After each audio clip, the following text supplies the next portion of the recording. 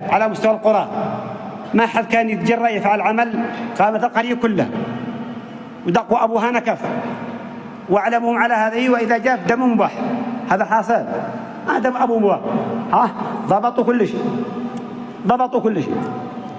لكن اليوم للأسف ما عبش من أبتهم خير، يسرق وعادوا لا تقول له يا سارق، لا يعني مش نقول إنه سرقها، ممكن ندلع نقول شلها بزها. أيوة عيب تقول له استغفر الله، تقول له سارق ما يصلح، حرام. لكن شلها بزها بغير رضائه، بغير رضائه.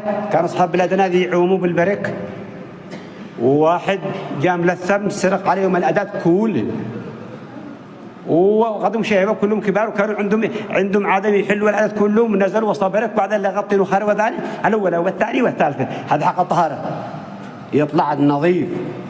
فالسارق جاهم يعوموا كلهم وسط البرك، ووصل لف الأداة كلهن وجزح.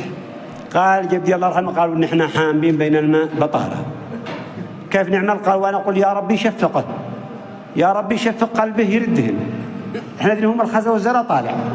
قال جزع السارق مسافه وفكر قليل، قال والله انه غلط، عيب يطلعوا بطاره خزا.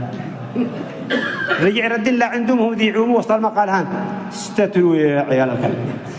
قالوا كثر خيره. ليش؟ قالوا من اول جزع من كل شيء احسن حتى من عكان يسرق ويستحي. أما اليوم سارق ومبارر حقنا وشهد الله. أي عمل تتوليه، أي منصب تتعين بينه والناس يعينك بينه، وعندك أمانة، أمانة تستشعر أن الله تعالى يطلع عليه، وأن الله رقيب عليه، وما تعمل عمل إلا والله جل وعلا مطلع عليك ويراقبك ويحاسبك. ما يكون من نجوى ثلاثة إلا هو رابعهم، ولا خمسة إلا هو سادسهم، لا تخفى عليه خافية لا في الأرض ولا في السماء. صحيح واحد أحيانا قد يغلط حق الدنيا، فسبحان من يعفو ونهفو دائما ولا يزل مهما هفى العبد عفا، يعطي الذي يخطي ولا يمنعه جلاله من العطاء لذي الخطا.